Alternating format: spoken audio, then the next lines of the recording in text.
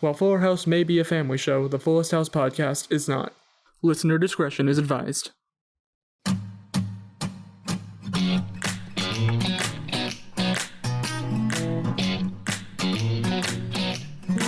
Hello and welcome to Season 3 of the Fullest House podcast, where it's going to be the best summer ever in January.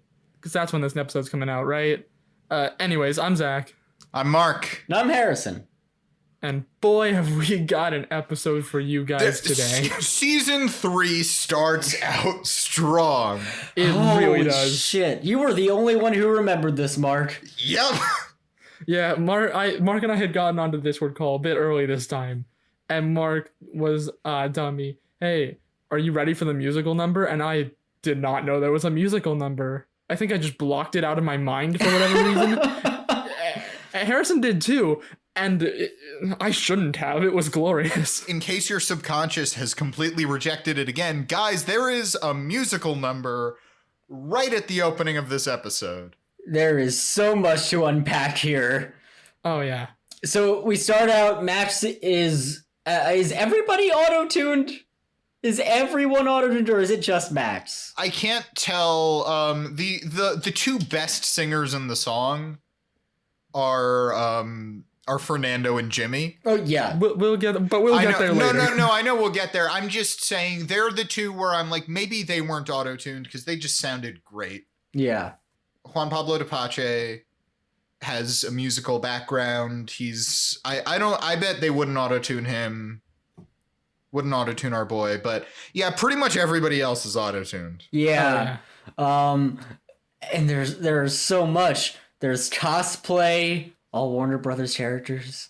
Yeah. There is dancing. There are Hawaiian shirts. Okay, so it starts off. Max wakes up and starts singing, and then J Money and Ramona come in. They do a little dance. They come downstairs. More people join in. It's just like more and more people start gradually coming into the musical number. Yes. Well, let's. I have notes. I take notes for these reasons. Yes. And by the way. They didn't quite get to half a page, but my notes about this song in particular started to border on half of a page. Yeah. There was a lot to take in with that musical number. Yeah, they're not super comprehensive, but there's a lot to take in. Oh my God. Yeah.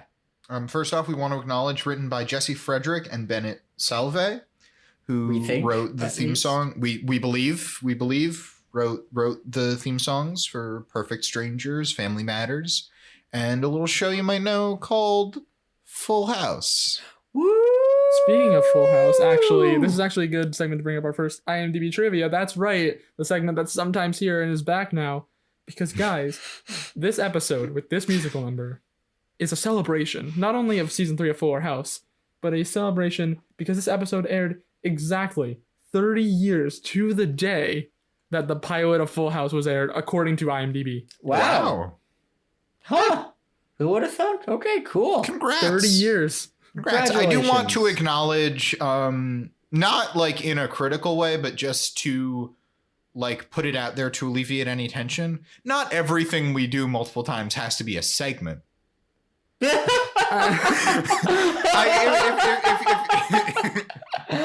We can just do things sometimes. Everything is a segment, Mark. I'm not criticizing the use of the word segment. I just want to take that pressure off of you.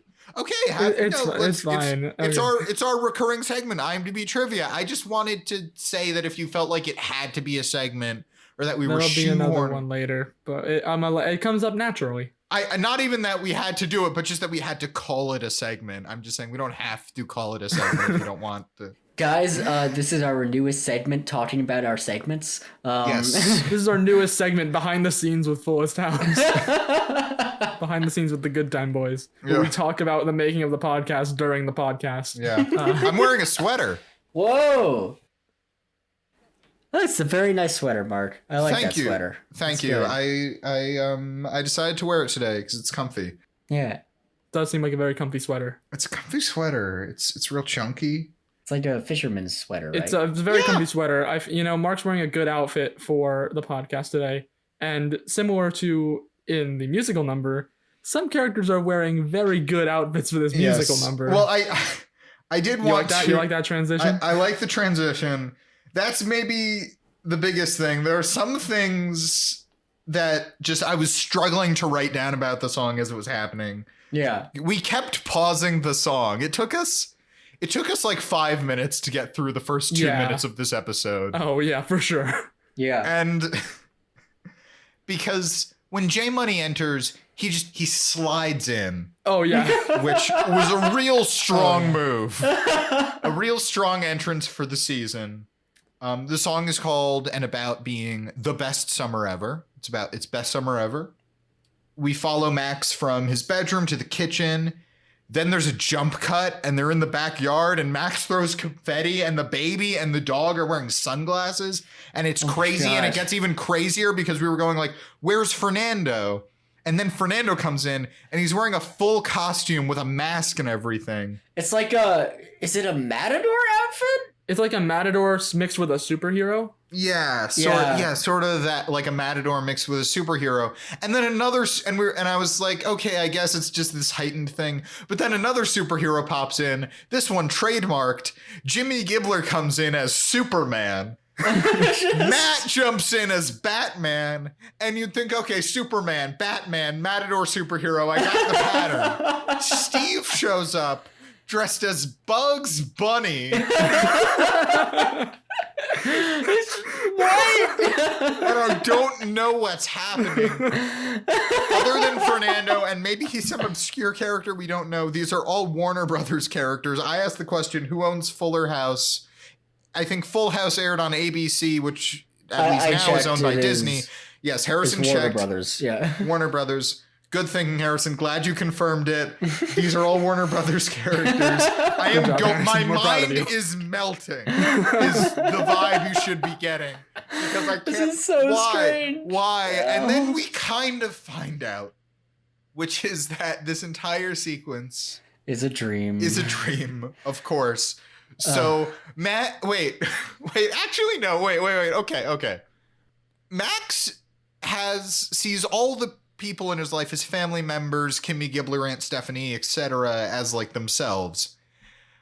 But all the adult men in his life are trademarked characters. I was about to say superhero. Nemesis Fernando. Except for his nemesis Fernando. I also was about to say are all superheroes except for Steve. Maybe it's how he sees them. Like, he sees Fernando as, like, a Latin American stereotype, because it's, like, the Day of the Dead skeleton with the matador outfit, and then he sees Matt as Batman, because he's, like, good-looking or whatever, and then, like... He's a doctor, he's smart, he's capable. Jimmy Gibbler is too pure for this world, so he's Superman. He's probably, like, out of the four, probably the one who could best pull off Superman. Yes. Although I'd love to see Juan Pablo Di Pace as Superman. Juan Pablo Di Pace as Superman would be great, but I feel like Fernando as a character... I feel like Jimmy as a character screams Superman more than Fernando to me. Which Warner Brothers character would you dress Jimmy up as? Ooh. I need to like look up Warner Brothers characters. I don't have enough knowledge. Maybe on like this. I want to say the Roadrunner. No. Oh wait. Wait, I have two questions. I have two things. One, I love your thing of the Roadrunner, Harrison. But also, I want to see Fernando as Wile E. Coyote. Yes. Yes.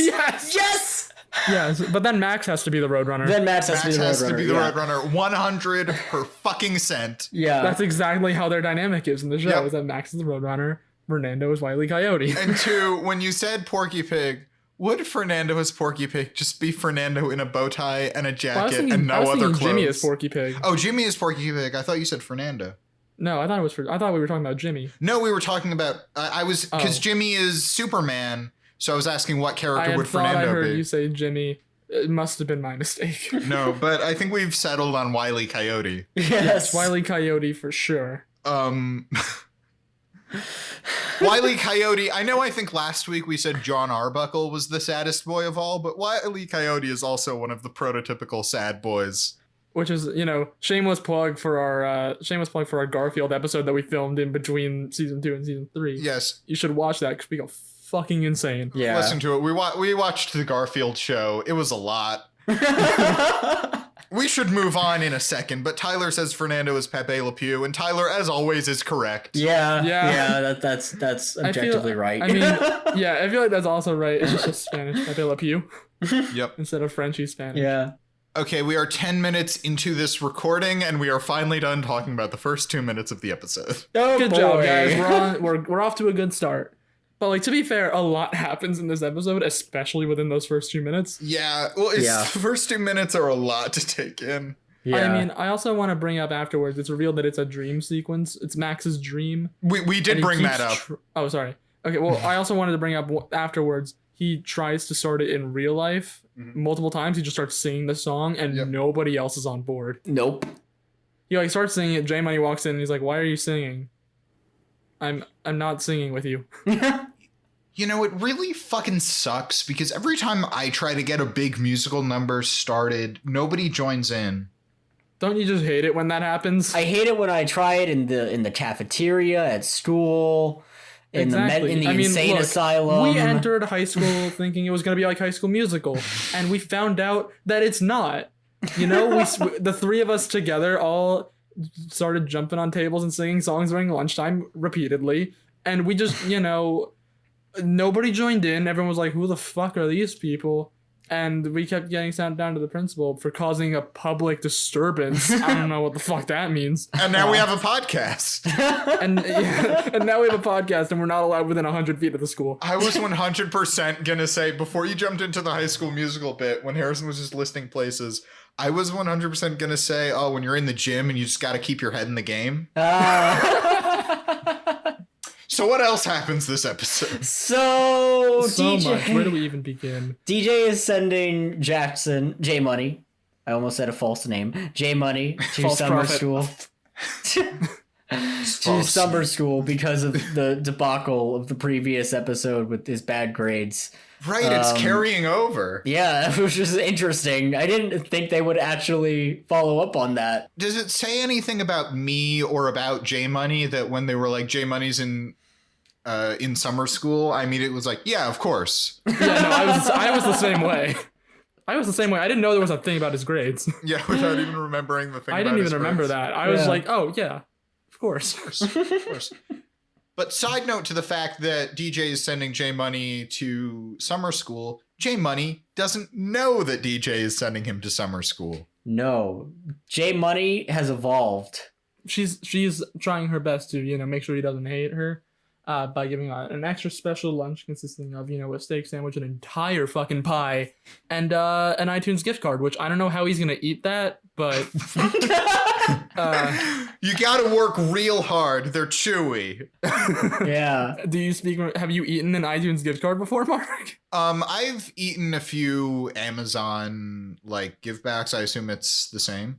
I don't know. You can't assume. I mean, it's like, it's like saying, oh, I've had a Hershey bar, but I don't know, it probably tastes the same as like a Snickers. No, they don't. They're different brands.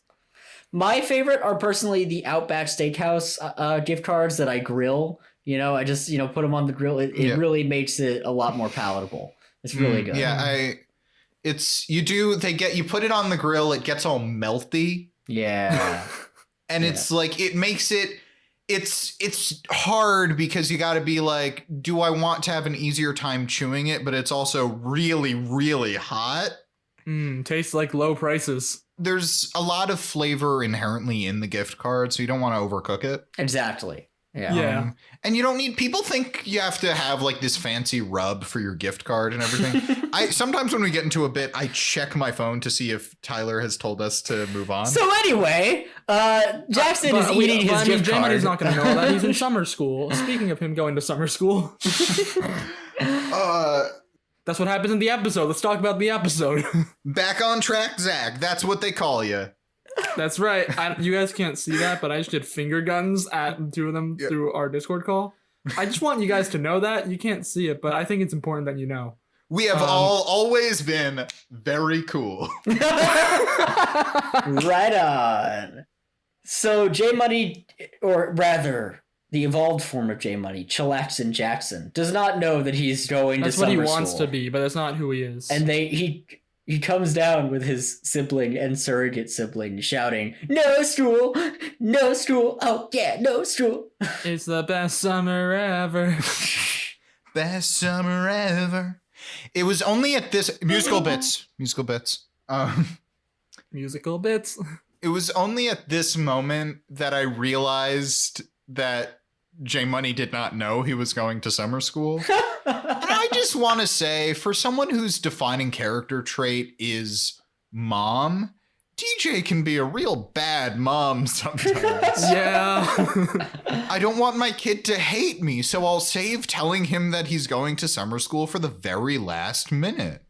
This is a recurring theme with DJ. Yeah, DJ does not like confrontation. Yeah, I don't want to tell my kid that he's going to have to share a room with his brother. So I'm just going to make him share a room with his brother and not tell him and wait until the last minute. What could possibly go wrong? And then he runs away. Yep. But that was back when J Money was a bad boy. And now he's made the transition to full-on sad boy. Yeah. Speaking of sad boys, Fernando comes in, and also Jimmy. Yeah. I forget the exact order. I think Jimmy comes in first. Yeah. He has short hair now, and I don't like it.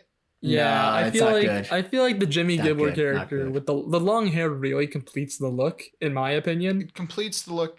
He's still good. He's still my favorite boy. He's a very good boy. He's a very good boy. Why are there so many beautiful boys?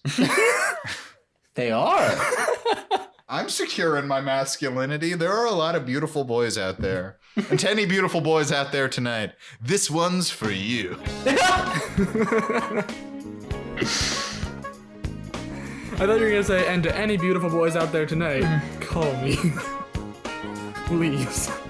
Yeah, Jimmy has short hair. I very quickly forgot about the short hair, but I remember on the first watch, I was angry about the short hair for a while. I think we were all angry about the short hair. Yeah. Again, the long hair really completes the character. It's because on the first run through, we just kept referring to him as Kelso after Ashton Kutcher's character from that 70s show who had long hair. Yeah. Like no, that other Kelso.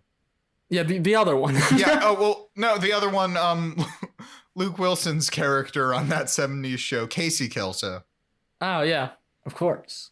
It's these moments when I make references like that and I'm like, oh, I know more about that 70s show than my co-hosts do.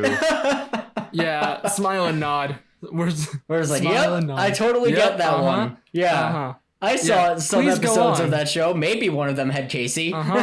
Very interesting. Donna dates him after she and Eric break up. Spoilers. Oh, God. Whoa. Okay. He's Kelso's older brother. But Jimmy does a number of very amusing accusing head tilts towards DJ because someone keeps calling getting his RV towed. Oh, gosh.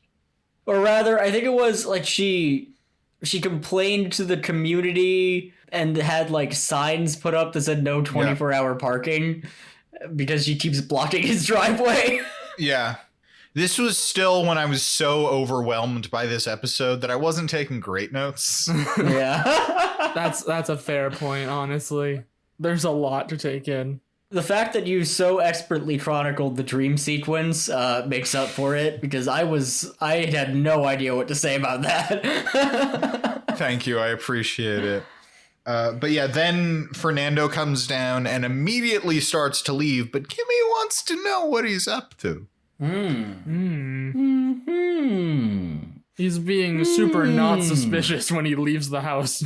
Which, now I forget, like, there was a whole portion of the show where everybody was like, Fernando, you don't live here. Yeah. So Fernando lives here now. Yeah. Because I was like, isn't that weird for him to just like, well, bye everyone, I have things to do today. Yeah, I guess it is that weird. Fernando never has anything to do. Fernando doesn't have friends. But yeah, Fernando says she asks, what are you up to? He says nothing. And then he has to go because he's going to be late for nothing. Yeah, he's going to be late. He's a very good liar. Very good liar. Mark, I think it was you who put it so well to me at one point in our lives when you said, why are people in fiction so bad at lying? Like, it's not a hard thing to do, but anytime someone in a fictional setting has to lie, it's like, oh no! If I may put in my 2 cents on this matter, it's because it's funny. Hey, Zach, tell me a lie like you're a character on a sitcom. Zach, where have you been? Stealing money from Harrison. Well, we've got to go over to Harrison's and clear this up. No, we can't. We can't go to Harrison's because why not? Because his house is being demolished. We can't go there because it doesn't exist. Harrison's house is being demolished. Why didn't anybody tell me this?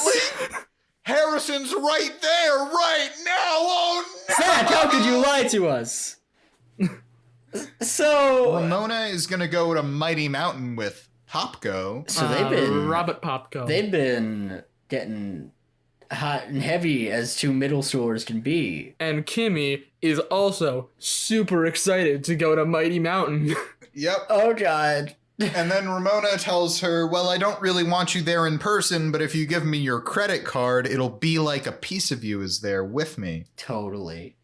Again, Ramona's just a good character. Ramona's just I really liked that line. That Ramona's was a the really best. good line.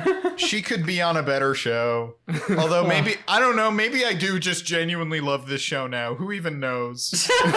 what even happened to us? We've done a podcast on 2 seasons of this show so far, Mark. Our feelings about this show are just cyclical. Like every now and then they just flip around. I think that's probably the best way to describe it is we go between loving this show and hating this show very quickly and very often. Yep. Yeah. It's a violent love-hate love affair. This podcast is more of a social experiment than anything else. Yeah, that's fair. How much can the human mind take, Fuller House? The answer right now is like a lot. I'm enjoying myself. Oh yeah, for sure. But Kimmy has some concerns about her little girl growing up, and they are not referenced for the rest of the episode. Nope. That's not resolved. Yeah, they never brought it up again, did they? No, they did not. Ramona brings up Mighty Mountain, but never her and Kimmy's relationship. That's again. so strange. Yeah. It's a C plot they forgot to finish. Harrison, there's like 10 different plots to establish this episode. No. There's the A plot, which is J Money, and then there's the B plot, which is the Fernando thing. Or there's the A plot, which is J Money. There's the B plot, which is DJ and Matt. Oh, you're right. There's more. The C plot, which is Jimmy and Steph, and also Fernando. Yep. And then there's Ramona. Oh yeah, there's a D plot. Okay. Guys, this show has a lot of characters. Yeah. What is this? Some kind of a full house? Some kind of a house full of people? Speaking of a lot of characters, they don't stop, and they introduce some new characters as well. You like that transition? Yeah. Love it. Because J Money goes to summer school, and he meets a girl. J Money's talking to a girl. What? And can I just say, she's a bit of a bad girl. She is. She's a bit of a bad girl. This is the episode where we meet Haley Steinfeld's evil twin, Rocky. Does Rocky have a last name, Zach? You're the one with IMDb. You know what? I'm gonna look it up. You guys vamp for a bit. Well, she's Gia's kid, so she probably does have a last name, but it's not what I remember. She is Gia's kid. Yeah, I don't remember Gia's last name either. I mean, the question is twofold. Does Rocky have a last name?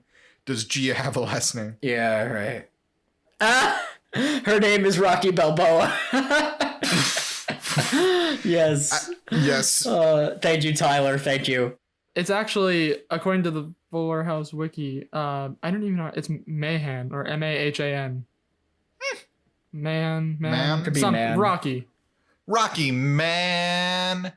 And that's also Gia's last name. Yes, got it. Understand. I understand how that works. This is a show about family. Yeah. Okay. God damn it, Mark. I do want to say that when J Money first meets Rocky, he asks, like, are you a student? He says, like, no, I'm an undercover narc. And he immediately was like, okay, so you're a narc. Okay, I understand. and his just immediate willingness to believe her warms my heart. It's so adorable. Oh, yeah. So sad. We love our sad boy. And she's so out of his league, but she likes him for some reason, and it's so endearing. And then we get to maybe the best moment of the episode, because she introduces herself and says, my name's Rocky, and he says, my name's Jackson, but the ladies call me J Money. J Money! J Money! He's back! Return of the King! Back. Return. We thought it was gone. The prodigal son has returned once more to save us from... I don't even know what to save us from, but to save us from ourselves. The prodigal son, J Money, has returned. This was our reaction during the episode because, like, we thought it was gone. He started calling himself Action Jackson. I thought it was clinched. Yeah, I thought it was clinched because this episode, he says Chillaxin Jackson. This episode has a joke about Action Jackson.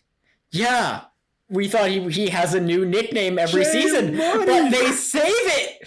They saved J Money. Saved it. Oh, it's still here, and it warms my heart, guys. We were recording this the day after Christmas, and this is a Christmas miracle. Yeah, I was gonna say it really does. It feels like a Christmas miracle. God bless us, everyone. To, the three Jewish hosts of this podcast. I cannot believe there was a time we thought we had imagined J Money, or at least you two did. I forgot. I know. Like, it got to the point where we were just like, did we make this up? And then it happened, and we were like so happy, and then it happened again. What was this episode called? It was called like Best Summer Ever. It should have been called The Glorious Return of J Money. The Glorious Return of J Money. Return of the King. Return of the King. He's come to save us all. He's come to bring us to salvation. He's gonna charge on Mordor with an army of the dead. Yes. Into summer school.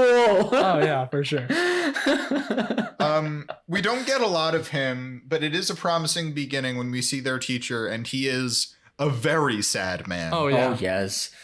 Not in a funny way. I think he seems like a guy who might shoot himself in the middle of class. Oh yeah, it's like in a genuinely sad way. What a dark image. He was ready to crack. What a dark image. Anyway, Jimmy is living in an RV in a Costco parking lot. And they're talking to their good friend, the security guard. Their good friend security man. Their good friend, Security Man Morris. That's his name according to IMDb.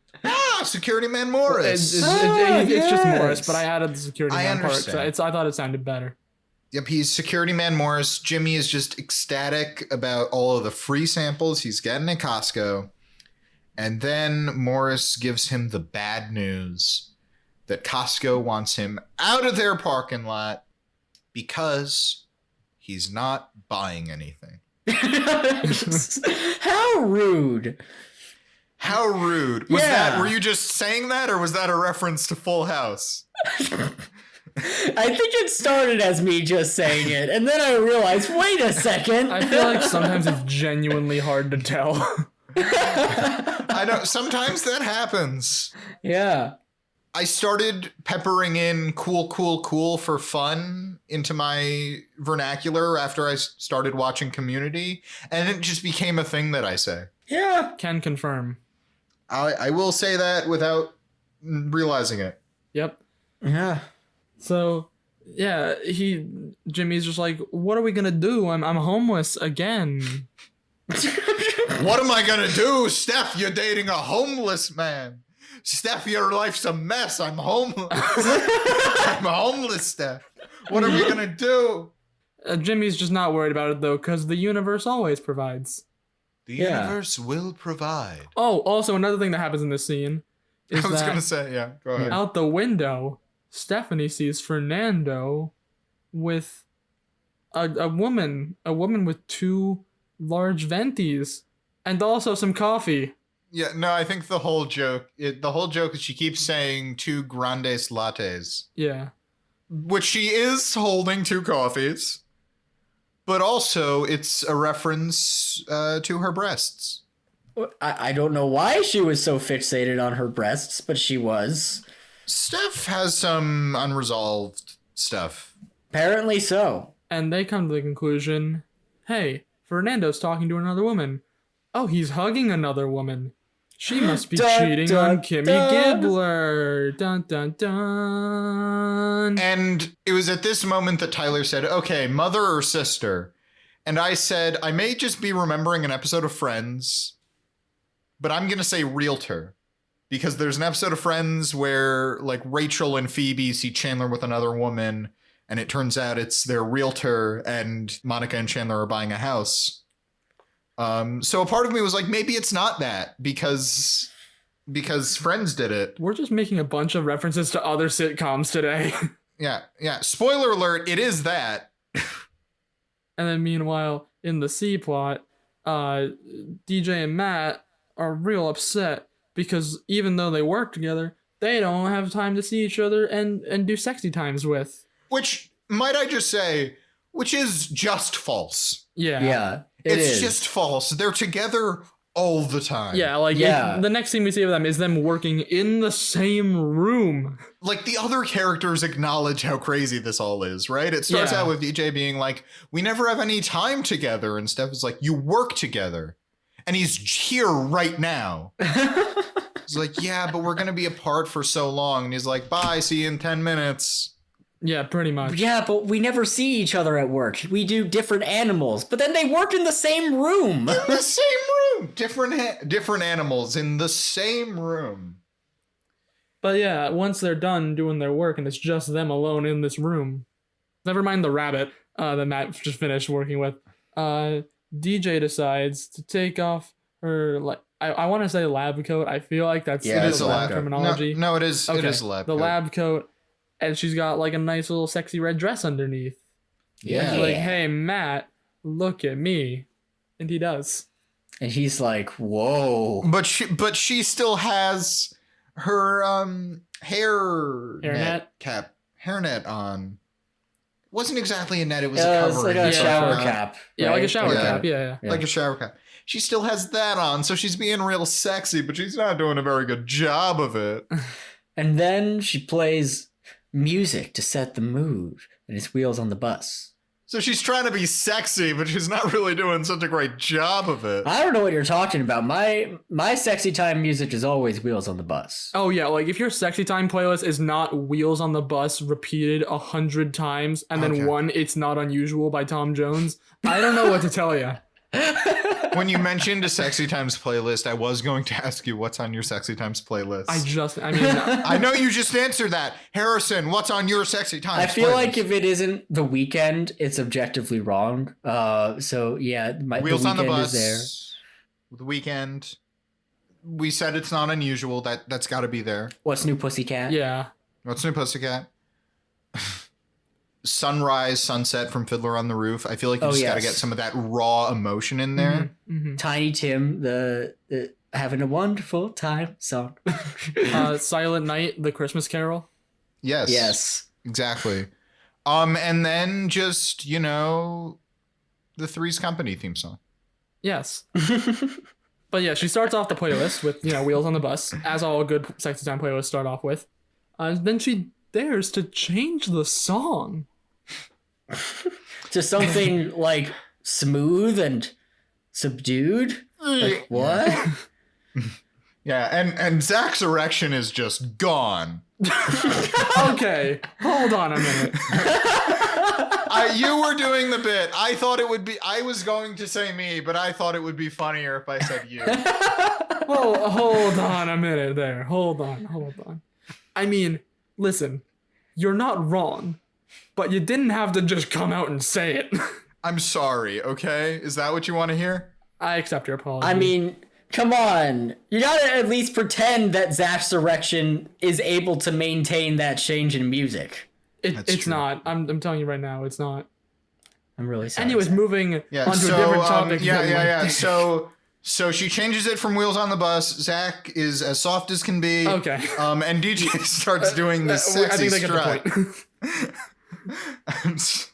I'm sorry. I'm sorry. I'm laughing, which means I don't really regret it. No, I'm so sorry. I was going along with the bit, but wonderful. I'm glad you like the bit. That's my Christmas present to you, the bit. Yeah, the Christmas gift of explaining in graphic detail me losing an erection. DJ starts strutting towards Matt in a very unnatural manner. She's being sexy, and they're making out, and it's hot. And then some lady walks in. Mrs. Hathaway with the cat. Harrison, I am shocked that you remember that character's name. I also do want to bring up before the woman with the cat walks in, they start kissing and DJ says, and I quote, "Bow chicka bow wow." That is important, and I'm not even being sarcastic. It's bad. Yeah. But you know what? We follow up a bad thing with a good thing, because the next thing in my notes is after DJ gets home, and Jackson's home too. Sorry, J Money's home too. J Money's home too. J Money comes down the stairs. DJ asks him how his day was. He lifts his sweatshirt off of his head. He lifts his hood off his head and says, "How do you think?" And J Money has a cat face drawn on his face. It's like a professional artist's cat face, like that you would get at like Disney World. Jellicle cats. Musical bits. Yes. J Money comes out once a night to sing the song of J Money. J Money, the sad boy cat. The cat on the sad boy train. Anyways, he tells DJ, "Yeah, I fell asleep in class and this mean kid Rocky drew on my face and now I look like a cat." And DJ's like, "Oh, well, I'm gonna beat the shit out of this Rocky kid." She doesn't say that, but like one more question before. That was very good. I was ramping into a bit, but I didn't even notice, and that just hit me. Because I was gonna say, before we get too far away from Catface, is the J Money's look better or worse than the way the characters look in Cats 2019? Oh, my initial reaction was it's about the same. I think it's better. Yeah, is there any question? Yeah, I think it's way better. I mean, like, the cats and cats look bad, but in, like, a fun way. Like, they're bad, but in, like, a funny, like, so bad it's good way. You know? I don't know. I'm outvoted here. Yeah, you guys go on. This is just a competently drawn cat face. Yeah, no, where were we? Zach had made a very good joke where DJ said she's going to beat up a little kid. Said, but you know what I mean. Yeah, that's the tone. DJ says, "I'm going to take Rocky's fucking head off." And then all of a sudden there's a knock on the door. And DJ says, "It's always open." And Rocky comes in. And she... this is really the first part of the show, really, where we realize that Rocky is just a character that exists to say what the audience is thinking. Yeah. Yeah. Because she walks in and she's immediately like, "Seriously? Your door is always open? How have you not been murdered by now?" Rocky said that line, and I just wrote down in my notes, Rocky is good. Yeah. Yep. Rocky is good. I like Rocky. Do you want to explain what your note after that was? My note after that was, J Money is very good. He's very good. Because, well, first Rocky shows up, J Money says, "Rocky, why are you here?" And that's what he sounds like. And DJ's like, "Wait, Rocky's a girl?" Actually...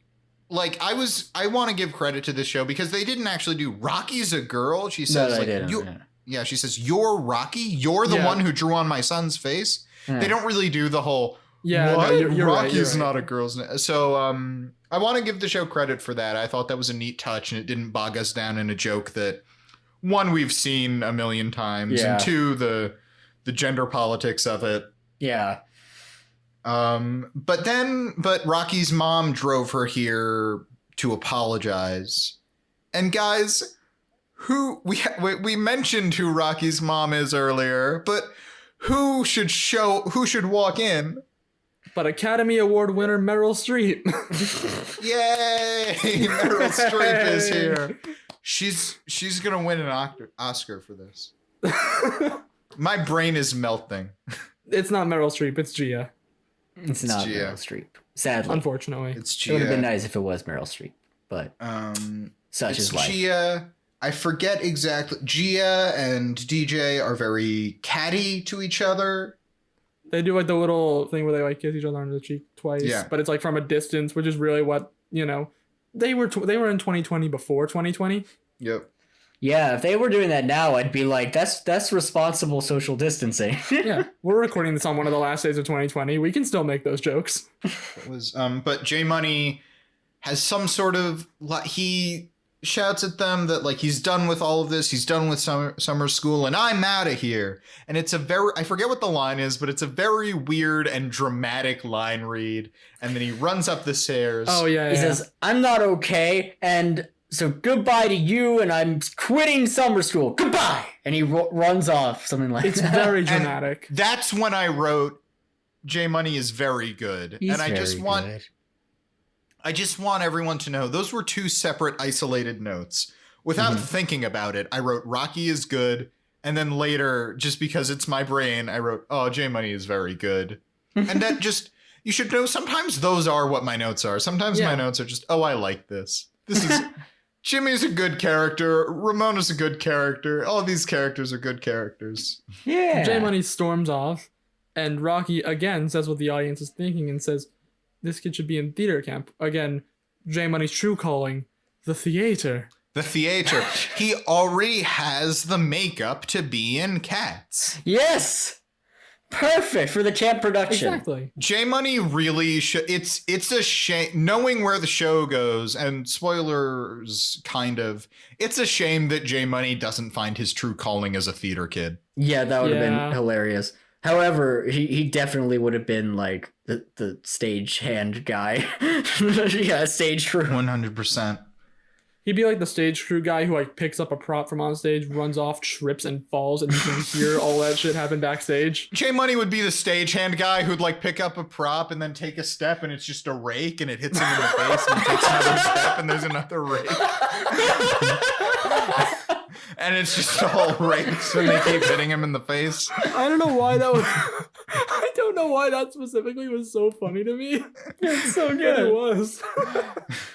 And one of the actors like breaks a leg or something, like after J Money shouts break a leg, and so he being the only one who knows the lines has to perform. Oh, speaking of breaking a leg, IMDb trivia again, it came up naturally. What can I say? So you guys might have noticed every time Steph appeared in this episode, she was like sitting down, her legs were hidden. And that's because shortly before filming for season 3, Jodie Sweetin broke her left leg. So the writers kind of like cheated and had her like sit down wearing long dresses, like hiding the leg. Oh wow! Yeah, that's what they do when that happens. Yeah. And then It's just like the most interesting thing left because it's just like, oh, it's the first appearance of Rocky and the 16th appearance of Matt. I don't know why IMDb trivia tracks the total appearances of Matt, What? but it does. but it's 16. It does. It says specifically. No, I can show you right here on our video Discord call. No, It says I 16th believe in appearance you. of Dr. Harmon. Do you guys think it's a glorified troll like us who's just going through all of the IMDb pages putting blank appearance of Dr. Matt Harmon, blank appearance of Dr. Matt Harmon? I hope so, but it should have been Steve. No, Harrison, this is important information, and I did just want to say my build on the joke. J Money has to take over the role. He's Romeo now. He jumps on stage. He steps on a rake. It hits him in the face. It's just like a running joke throughout the episode. There are a lot There's of just rakes. There are a bunch of rakes all over the place. There's just a bunch of poorly placed rakes throughout the stage. It's that scene from The Simpsons, but made into an entire episode. It's Oh the my same rake every time. Yes, the rake just hates J Money. But DJ goes to J Money's room, and I forget most of the conversation, but she basically tells him, you know, I know it's hard, but you got to go to summer school. That's just the way it is. And J Money's like, okay. Which didn't feel like there were 8 minutes left in the episode. So I was expecting more of a resolution to this plot line than, well, I guess J Money's in summer school. He didn't want, at the beginning of the episode, he didn't want to be in summer school. And now he's just in summer school. And that's the episode. Reluctantly agrees to go to summer school. Yep. I thought maybe this would be the episode where he breaks up with Lola so that he would be like, well, I guess my perfect summer is ruined anyway. But and then he meets Rocky or something. Yeah, but instead... And then he meets Rocky and he's immediately like, Rocky, step on me. That's what the relationship becomes. It's what it becomes. It's very good. Rocky is a great foil to J Money. Oh, for sure. J Money needed Rocky at this point in his life. I wonder if it was because like they envisioned him as a bad boy, but now he's just a sad boy. So she is everything he wanted to be in the beginning of the show. Yes, exactly. This is the episode where we look too deeply into the symbolism of Fuller House. Look, let's move from one of our favorite sad boys to another, because they also wrap up the Fernando plot. That's right. Because Jimmy and Steph come in to tell Kimmy, hey, we need to tell you something. Well, no, Steph tells Jimmy that he needs to tell her, but Jimmy's just really bad with confrontation. He does like the whole, I can't hear you. You can't tell me to confront somebody if I can't hear you telling me to do it. This is early in the episode when they're in the RV. Yeah, and then I think he basically says to Kimmy, I have some bad news. It's about Fernando cheating on you. Steph will tell you about it, and then he leaves. Yeah. And then Fernando walks in with the realtor. Says, we have a huge announcement. And then he says, and I want to say, I love this woman. He points to the realtor. So Kimmy, with the pretty reasonable for the information she's been given, throws lemonade in Fernando's face, then into the realtor's face, before they can go, she's a realtor. Like that episode of Friends. Like in that episode of Friends where this same thing happened. And then I immediately, I thought I cut the Steph and I was immediately chanting like, throw it on yourself. Throw it on yourself. And then she did, and Zach was right. Zach was right. Zach made some really stellar predictions this episode. Yeah. Mark is rubbing off on me. I don't need you to rephrase that at all. Well, I didn't mean it in that manner, but if you're just gonna fucking make everything about me sexual today, then we're just gonna go with it. Yeah, you're. Zach, do you have a problem with us objectifying you this episode? Yeah. Yes. Okay. Zach, I know you doubt yourself, but you're sexy. I just want you to repeat that to yourself. Yeah.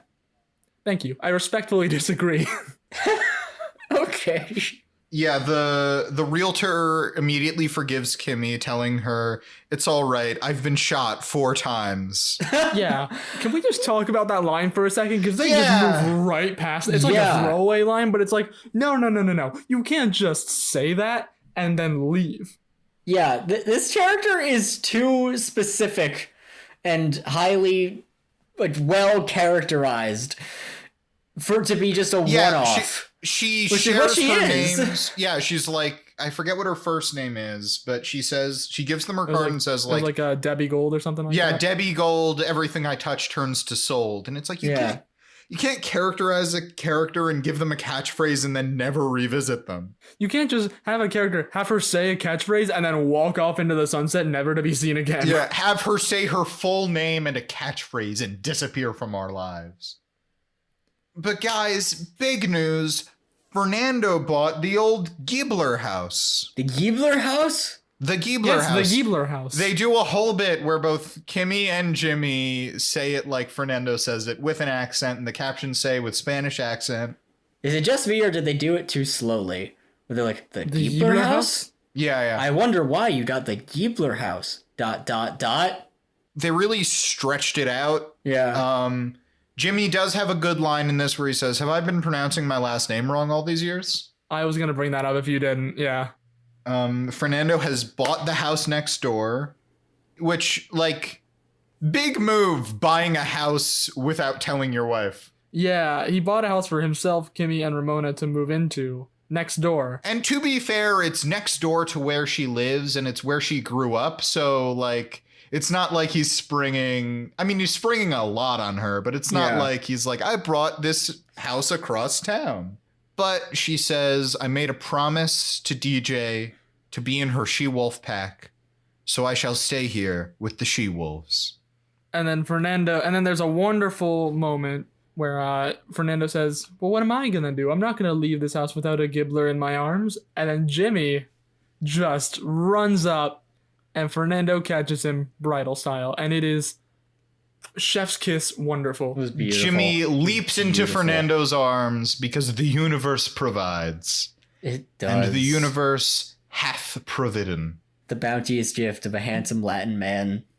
Mm-hmm. And then Matt walks in and is like, what the fuck is going on here?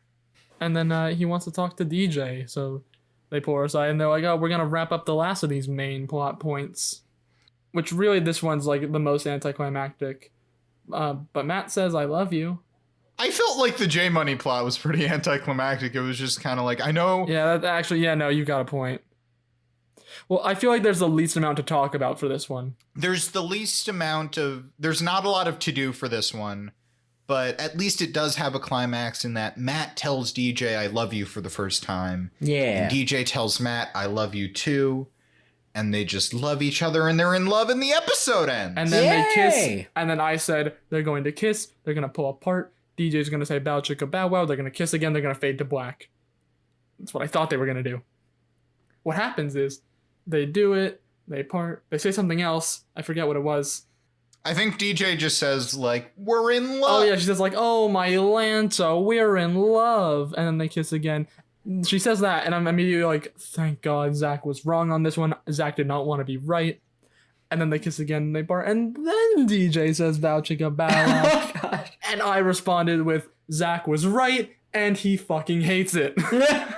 I do appreciate that you've adopted my thing of saying in the third person I was right when you predict something correctly. It's a good bit. I had to, hop on the bandwagon. And Zach was right. Zach was right.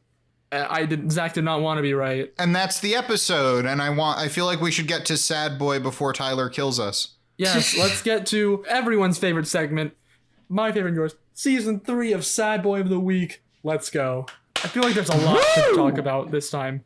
There's a lot to talk about, but I think there's only one champion, right? Am I correct in this assumption? There's only one winner. I don't think I have a standout. But if you wanna plead your case, then go for it. I was gonna say J Money. I was feeling a J Money. I was wondering if it's just that, like, he's so sad. He's very sad in this episode. He's very sad. He's very sad. I was gonna say, I was like, oh wait, we also totally didn't mention at the beginning of the episode where Steve comes in for like 2 seconds to tell everyone he's getting married in Japan. Yep, Steve's getting married in Japan, which will be important later. At the end of summer. Yeah, him and CJ walk in, say they're getting married at the end of summer in Japan, and then walk out and it's never mentioned again. What a strange E-plot. I only remembered it because in my mind I was like, let's think about our other main sad boys. Like, what did they do this episode? And I thought about Steve, and I was like, what did Steve do? Because he showed up in the beginning, and he showed up for like 2 seconds and never again. Yeah, but I don't think Steve is a sad boy this episode. He's not, I agree. Yeah, but I think there's J Money. I think a case could be made for Fernando. I think a case could be made for Jimmy as well. And I think a case could be made for Jimmy. I think those are our saddest boys. Yes. Do you want to just quickly run through one by one? I will quickly run through one by one. J Money is so looking forward to being Chillaxin' Jackson this summer. And his mom didn't tell him that he has summer school. He goes to summer school. The cool rebel girl immediately makes a joke about being an undercover narc, and he immediately believes her. J Money he shares that his name is J Money. Don't want to brush over that. He's keeping the J Money train going. J Money. J Money. We're not like this with any other phrase. I don't say anything else like that, but J Money, I will shout to my heart's content in that voice. He falls asleep during class. She draws a cat face on his face, which I don't think he really gets off for the rest of the episode. It's just there for the rest of the episode. Yeah, it's still there the last time we see him. I'm pretty sure. It's there during his dramatic scene with DJ where they make up and the storyline is ended. He goes back home with his cat face. His tormentor returns and friggin' roasts his family's policy on keeping the door open. He runs away to his room, has a heart-to-heart with his mom, and instead of his mom admitting, hey, maybe it was wrong of me to keep this from you until the very last second, he just says, okay, fine, I guess I'm in summer school. She doesn't even say that. Like, there's some sort of reconciliation, and he's, like, excited, and then says, wait, I still have to go to summer school, don't I? And she's like, yep.